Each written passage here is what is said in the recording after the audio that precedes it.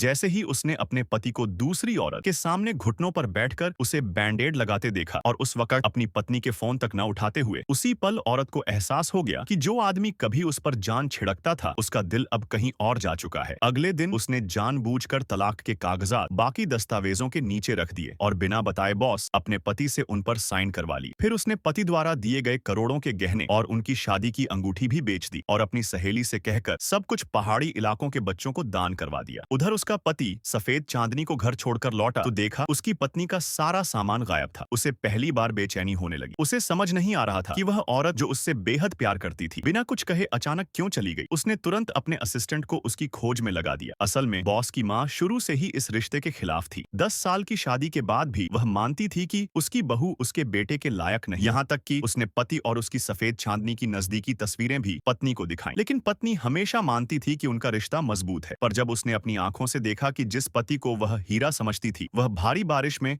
दूसरी औरत का ख्याल रख रहा है, तब भी उसके दिल में पति के लिए एक छोटी सी उम्मीद बची थी। उसने पति को फोन किया, शायद कोई सही वजह मिले, लेकिन उसी पल उसका विवाह के प्रति बचा खुचा भरोसा भी टूट गया।